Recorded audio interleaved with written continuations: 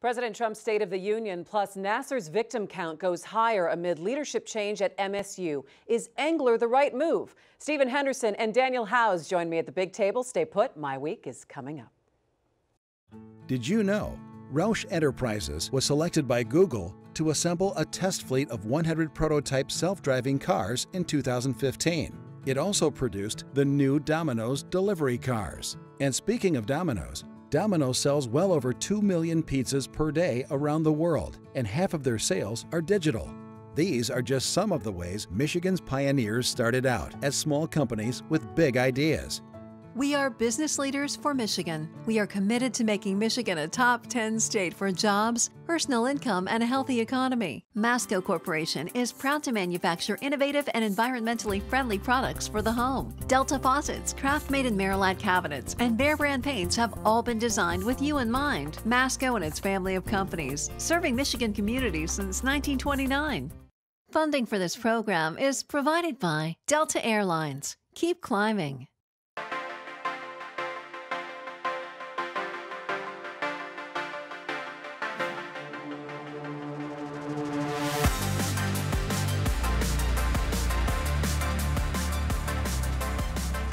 Hi there and welcome to MiWeek. I'm Christy McDonald. Two big stories this week, the state of the nation and the state of MSU. We will start with Michigan State first. Mark my words, change is coming. That is what new interim president and former Michigan Governor John Engler had to say this week when he took over the post at MSU. But for some faculty, Nassar victims, and students, John Engler is not the right person to lead with transparency. There are questions about his relationships with the Attorney General, who is supposed to be investigating MSU, but who Engler just endorsed for governor, and how he'll work with advisor and former governor Jim Blanchard. Also this week, Governor Snyder says he can't oust the MSU Board of Trustees, and the number of women abused by Nassar has grown to 265. There's more victim impact statements this week for Nassar's assault sentencing in 3 different cases. Add to that MSU's bond rating in question and MSU's top coaches under fire for other sexual abuse cases. And you have a university in crisis that needs transparency and accountability. Will Engler bring that? Let's bring in our MiWeek contributor, Stephen Henderson, host of Detroit Today on WDET Public Radio. Nolan Finley is off, and Daniel Howes, columnist with the Detroit News, is here. Daniel, welcome back. It's good to have you here at the table. Thanks for having me. You know, we were just figuring out, it was about a week ago that Luanna Simon resigned from MSU, and the entire news cycle and the details and the story that keeps changing around this university has been just staggering this week. Stunning. Mm-hmm. I mean, it's been fascinating to see and for both of you also to cover. You know, I want to start first, and I know, Daniel, you wrote a column about is Engler the right one in this case, but I think before we can even dissect if Engler is the right man to lead MSU at this time, I want to ask both of you, let's kind of look back when Engler was the governor here in the state for 3 terms and the kind of leadership style he had, and you know, I think the skull-cracking reputation he had in Lansing for getting things done. I'm going to start with you first on this, Daniel. Oh, I think they need a skullcracker. I don't know that they need that skullcracker. I think that's the issue and was one of the issues in my column. Look, what I think this move signifies is a return of the old guard. These are people that know the power networks very well. They're very comfortable in them. They know all the players. The players know them. If you start to look at the Board of Trustees, they've been in and out of that boardroom for decades. I mean, you've got one person that's been there for 32 years. You got another one who was first appointed in 1991 by John Engler, by the way, who left the board, came back, left again, came back. It's a club, and I don't know that entrusting radical institutional change to a member of the club is where it is going to deliver the kind of change that this institution, I think, sorely needs. Would you describe him as a member of the club, and was this a bad move to appoint him as the interim president? He's definitely a member of the club that has run MSU for decades. And yes, he is a skullcracker, but he's a political skullcracker, which means really he's a negotiator, a deal maker. And he was a deal maker with a very heavy hand. When he was in Lansing, both in the legislature and as governor. But don't you need a deal maker in this situation? I don't think so. I think I think what you needed was a strong academic leader to refocus the university's mission on what it should be. And that's one of the big problems in East Lansing, I think, with that board, is that it is not respectful of the place that academics should have over athletics, over politics. I think you needed a strong leader who was going to stop the excuse making for what happened, who own up to it, and lead the university to a place of healing. But I don't know that a politician is the right fit for that. Well, look, you need somebody that's not beholden to these interests. That's and right. The example I used in my most recent column on this was Kevin Orr, who was brought in. He was a Washington bankruptcy lawyer. His only association with the state of Michigan was that he graduated from Michigan Law School 30 years prior. He did know a couple people who were in positions of leadership, but he didn't have those relationships. And he could go in and say, look, I'm hired to do a job. I'm hired to assess the strengths and weaknesses here, and I have to make decisions, some of which are going to be unpopular. You know, some people would argue, though, that having relationships and having strong relationships can actually help move something forward, that you can actually get more done if you kind of know the players. But you say in this circumstance, that shouldn't be the case. Well, in this circumstance, what that begets is unpredictability. If you are a member of the board, or if you're a member of the hierarchy university, or the athletic department, or whatever the case may be, you can bring somebody in from the outside that's much more unpredictable in terms of how that's going to affect you potentially. I think one of the things that struck me was when John Engler was saying that I think we've moved past the point where we can talk about ousting the board of trustees. I mean, they're good, they're in place, and I'm not sure that conversation was really over yet. You know, in the Nassar case, if you step back and you look at the USA Board of Gymnastics, that entire board resigned. Right. But it looks like in this case, after people really questioning the board's decisions here, that they're going to be staying in place. Well, and you've got what's his role in that? I mean, this is part of the problem, right? He's acting as though he's the governor, the loudest political voice in the state, saying, hey, I think we're past that point. In truth, he now works for that board. It's not up to him to decide whether they should go or stay. It's actually up to the current governor, who says he can't do anything about it, and it's up to the alumni base at the university, I think, to try to push for elective change on that board. It's important to say here that the boards of Michigan's big three universities are elected by statewide at-large ballots. Mm-hmm. It's the only state in the country, ballots, right. The only state in the country that does that for their flagship universities. Not another state in the country does it. Now, you talk to people, as I've floated this idea, and say, oh yeah, we're more accountable to the people. Well, no, you're not. Yeah. You're elected for an 8-year term, and then you have something like this happen, and you say, well, we can't be removed. Governor can't. Well, who can remove you? Nobody. If we don't remove ourselves, we can't be removed. And I think there's a real problem with that. There is no accountability. Once you're on the board, you're on the board. And I think it's interesting, too, that sometimes if people are voting for this, they just skip that entire block, or they say, I don't even know who half these people are. I vote Democrat, I vote for Democrats, or I vote Republicans. It tends to go with the straight ticket vote. If that's higher on the Democratic side, that's who wins. Tell me, what is the impact going to be if we have a no confidence vote from the faculty about the appointment of John Engler, Daniel? That's a great point. I'm not sure. I suspect it would, with John Engler, it would have no impact, and he would just continue to do what he's going to do. I don't think the story for the board is over yet. I think the pressure is going to continue to increase. There's going to be an open meeting, I think, a town hall meeting with the board either tonight or tomorrow. That's going to, I'm sure, be quite a spectacle. The New York Times just called for the resignation of the entire board. The Detroit News has already called for the resignation of the entire board. You almost get a sense with some of these board members that they really don't get it. Yeah. They don't understand that their job is governance and oversight of the administration, and when the administration failed, they failed. And I do want to point out that it was like about 5 days before Luanna Simon resigned that the board said we gave her our full confidence. Yeah. It was just 5 days before that. And this no confidence vote, I agree, it won't have much effect on Engler. It will have an effect on the university. That is a very serious academic reaction. Right. To what's going on. So you're saying that this is going to affect what kind of professors they can hire in the future, sure. What kind of research money that they can get coming at this university? Absolutely. I mean, Luanna Simon has spent a really long time, and let's put the Nassar thing aside just sort of gently for a second. The work that she did to enhance the academic reputation, the academic rigor of many programs at MSU is one of the other things that's at stake here. And if the faculty have a vote of no confidence in John Engler, it's a sign that they don't believe that academic growing up I guess, that you could say that's gone on in East Lansing is going to be sustained. And that would signify a major cleavage in that university. Yeah, it would. Probably one of the worst you can imagine. In a lot of ways, more so than some kind of rebellion by the students. If you have the faculty who say, we have no confidence in the administration or in the governance of this university, I mean, that could be a precipitating event for the board, potentially. And you take a look at what that could mean for a university and for university's growth 10, 15 years down the road. Let me read you something, and I want to see if you had the same reaction I did. One of John Engler's statements yesterday, when we talk about transparency and accountability. This is what he said, and excuse the fact that my eyesight is just going these days. This will not be a process played out through the media on a daily basis, but mark my words, change is coming. We will make announcements as warranted, and will keep the public informed as appropriate. That kind of struck me a little bit of, especially since the role the media, I think, has played in exposing. Without the media, we don't know about any of it. We don't know about this.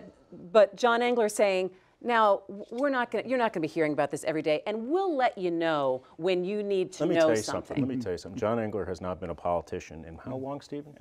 15 years. Okay, the world has changed. Yeah. Okay, you cannot control information like that. And already the university has shown that their idea of transparency isn't what most other people's are. I mean, look, they made the decision on John Engler a day and a half privately before they actually had the public vote and said he's the guy. I mean, why do you think the media knew about it a day before? Because they had sources who already tell them it's a done deal. Well, this to me does not say that we want to make sure that you know every step of the process. No, it doesn't. It's saying, hey, don't worry yourself about it. We're going to tell you what you need to know. It's implicitly saying that transparency or lack of transparency wasn't one of the dynamics that led to this in the first place, which we all know is untrue. We all know that was one of the big problems. So there's 20 red flags there. Let me ask you this, because this has also got me to thinking a little bit about, should universities be the places to be handling a lot of these sexual assault, conversations? If you say, well, maybe the university shouldn't be looking to litigate or to protect over, sexual conduct, sexual harassment, sexual assault, that maybe it's the police departments. But then you look at Meridian Township and you see in the Nassar case, that police report that came out that a young woman did go to the police. Yeah. And they went to the alleged perpetrator and he said, oh, that's legitimate. And they said, well, okay. Yeah. I mean, come on. Yeah. Really? I mean, I'm not sure that law enforcement was any better here than the university. I do think there are legitimate questions about universities' ability to investigate and deal with criminal matters in a way that makes a lot of sense. And that's not just in sexual assault cases. That's with a lot of things that go on campus. It's also a question of independence. And can the university independently have people who independently investigate these allegations that maybe implicate a major sports team? Right. Right. You know, what is the kind of pushback that comes institutionally? Can you really do that? It's like, you know, if you watch your cop shows and you see internal affairs, who are the most hated cops in any police department? The internal affairs people, right? Well, that's kind of what you're talking about here.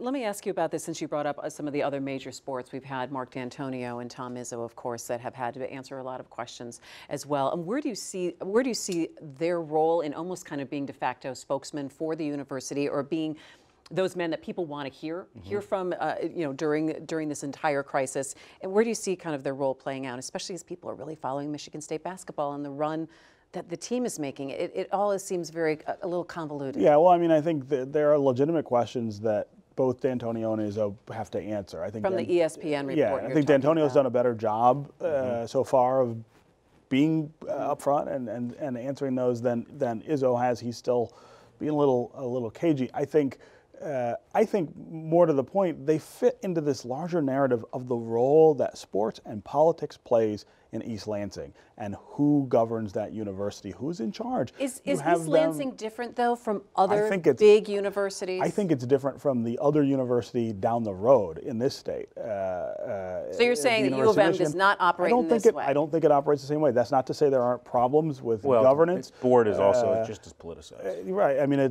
they're all governed by the same process. I think it plays out differently in Ann Arbor than it has in East Lansing for many decades. Their board has also gotten in a little bit of trouble. There's been pushback about closed meetings, that they want the meetings more open. The transparency thing is universal. Wayne State, Michigan, and Michigan State all flout this Open Meetings Act, and they have the courts on their side, by the way. Yeah. There's been a lot of litigation on behalf of newspapers trying to change that. The courts have said they are an independent branch of government, cannot be subject to Open Meetings Act the way everyone else is. Do you think, Daniel, sports and politics is playing out at Michigan State differently than it does at other major universities, the point that Stephen was trying Well, to make? to other major universities in the state around the country, I'm sure that you would see this kind of thing happen in a place like Alabama. You might have, there's a lot of different places you could see it play out. But I do think the way in which these board members are elected is unique and makes them in a lot of ways more untouchable and more, frankly, rankly partisan. And I think we've seen that this week. Okay, I know that I can't ask you to predict what's going to be happening in the next week or what we're going to be talking about in terms of Michigan State in the next week. But what do you see kind of the biggest questions going forward? I'm going to start with you, Stephen, first. In terms of, all right, like it or not, John Engler is the interim president of Michigan State University. I mean, I think one real early test for him is how he can build confidence among constituencies where he doesn't have it. Students, faculty, that's going to matter. I mean, it's really going to make a difference in terms of how effective he can be. I also think for the board, the question is how quickly do you turn to the process of saying, how long is interim, right? Is this someone you're going to have for a year? Is this someone you're going to have for a couple of months while you go out and find someone else? That's an important question, because the longer I think you leave him in that position, the more damage you do to the academic reputation of that university. And I think that's going to make it even harder for them to recruit top flight talent. Sure. At a university like that. A university like Michigan State should have sitting presidents waiting, queuing up to get that. And job. we don't know that they don't. It's just that here they've gone another well, they direction. haven't. Would you want to queue up and get that job But now? they have, listen, the last time, my understanding, the last time when Michigan got their last president, they didn't have a single sitting president who was a finalist. Yeah. They ended up hiring a provost who in his first presidential job, who by his own admission had no experience with athletics. And he learned the hard way. Yeah. But I think the longer this goes on, to his point, you have problems with constituencies. I think it makes it harder to sell the university. It just becomes a snowball effect. And I think it's going to be interesting where that snowball effect goes. Again, you're hearing the victim impact statements this week from another 60 plus, 65 women in the different Nassar sexual assault case, and we'll see where it leads from there. All right, turning now to the State of the Union this week. It was a long one, predictably polarizing along party lines. President Trump took credit for Detroit's comeback, pushed for a $1.5 trillion infrastructure plan, wants to lower the price of prescription drugs, and poked at North Korea. He spent a lot of time on his plans for immigration reform, which will be a big topic this coming week in Washington. One family anxious to hear the president's immigration rationale, the Garcias of Lincoln Park. You remember Cindy Garcia's husband, Jorge, was deported this month back to Mexico, despite having lived here since he was 10 years old with no criminal record, a job, he paid taxes, and he tried to become a citizen through the legal channel since 2007. Cindy Garcia was at the State of the Union address as a guest of Congresswoman Debbie Dingell. And we'll talk about a couple of aspects of the State of the Union, but I do want to start with immigration, because that seems to be a large push point the president spent a lot of time on. But I find it really interesting that the GOP, that they have their conference and summit, and it's not even an official item on the agenda this week, immigration reform. But Daniel, let me start with you. Do you believe that the president made his point only to his supporters, or a broader base when he was talking about what reform they should do and saying, well, Americans are dreamers too, and we need to protect Americans and lower wage jobs from people who be coming in and taking them? Specifically, he's talking about immigrants. I suspect, unfortunate for members of Congress, some aspects of his message resonates more with more people than a lot of people think. You know, I think one of the challenges going forward in immigration is balancing this notion that we are a country of immigrants with we are also a country of laws. And we do have immigration laws on the books. We need to enforce those. I think a lot of people agree with that. Now, what the changes are going forward, people need to have an honest discussion about it. And I think this is in my view, one of the most dishonest debates we have going. It's just people are pushing their own viewpoints, a lot of which is driven by their own political designs. And really not dealing with the fundamental issues. What do you think are the fundamental issues, or one of the dishonest points that people are pushing back and forth? Well, the president, for example, seems to get immigrants are criminals. Right. He spent a long time Spends a lot of time doing we sent that. thousands and thousands of gang members back or incarcerated. And I think one of the things on the Democratic side is that there's ultimately a political gambit here for them. A lot of immigrants tend to be more, I think, in general, tend to be more Democratic voters than Republican voters.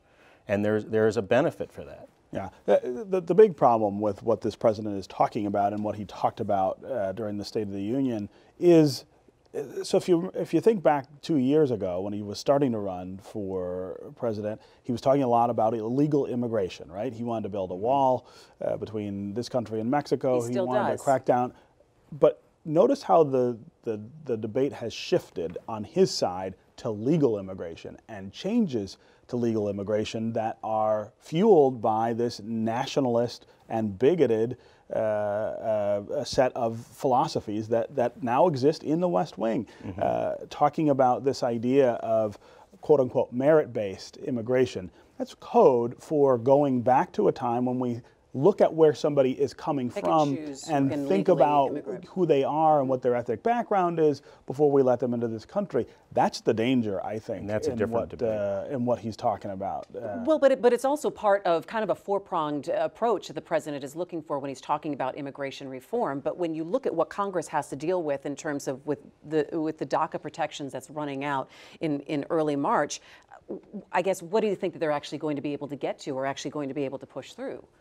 I don't know. I mean, I don't think they'll get anything. I don't think they're going to get anything done. I think this is going to get more problematic. I mean, come on, you're in an election year. The Democrats think they're going to be able to take the House, and they may have a pretty good shot at it. And why would they give him anything? All right, let's talk about something more exciting like infrastructure. You said, bring the show to a halt. Hey, now infrastructure may not be sexy to you, but it is very, very important. All right, so the president said $1.5 trillion infrastructure plan. That's what he's looking for, and it's funny. I mean, everyone can agree that yes, we've got to do something about it, but. We've heard that number before, by the way. Yes. Right, but where? Obama had that number. Where do you actually start? And would the president have gotten a little bit farther if he had actually started with something like infrastructure instead of immigration as a key plan? Well, I think he allowed his obsession with his base to get in the way of a smart kind of political rollout, legislative agenda. I think you're exactly right. I think Democrats would have been far more willing to work with the president over infrastructure. I mean, good Lord, you go to some of these cities on the coasts, we got terrible infrastructure problems here. Yeah. But you got on the coast, they got terrible issues with bridges and tunnels and the whole 9 yards. I think that's something that can unite a lot of people, frankly. Yeah. Although, as we've seen here in Michigan, it has not been a uniter. It's hard to get people. So people want better roads, they want better bridges and tunnels and sewers and all those things. But then when you talk about how we pay for it, then you get these sort of splintering offs where people are like, well, I don't want to pay more at the pump for it, or I don't want to pay more at my registration. I mean, that's where we have trouble, and that's why here in Michigan, the governor started this conversation in his first term, and we still don't have money or the money that we need to fix the roads, let alone the other infrastructure. It always comes down to who's going to pay. Well, but the president, I think, also underestimates how hard it is to sell some of these things. I mean, and Governor Snyder, infrastructure is an excellent example. Yeah. All right. Well, finally tonight, the Ralph C. Wilson Jr. Foundation has a pretty tough mission. Spend $1.2 billion from the late Detroit native and Buffalo Bills founder on good causes. Now, the catch, you have to get it done in 20 years.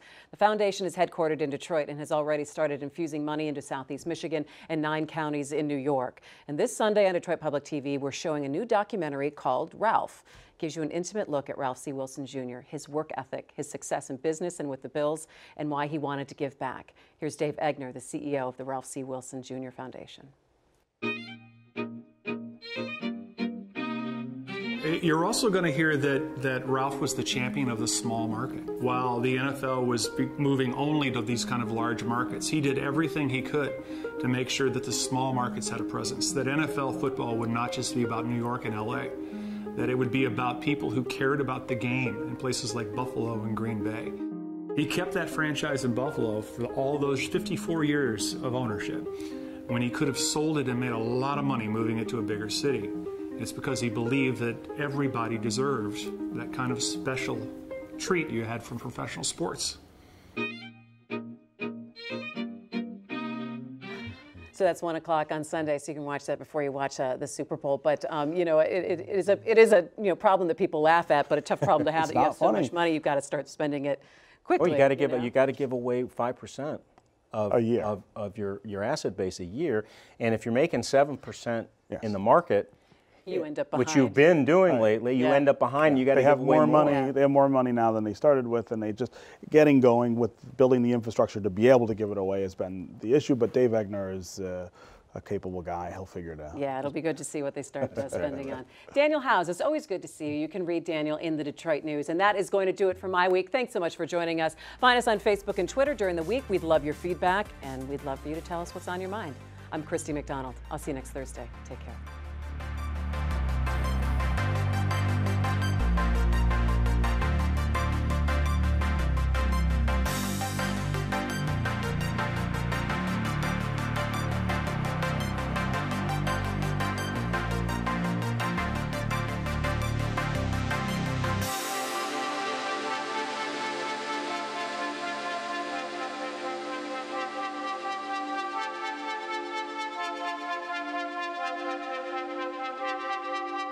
Did you know Gordon Food Service was started by a 23-year-old entrepreneur as a butter and egg delivery business more than a century ago?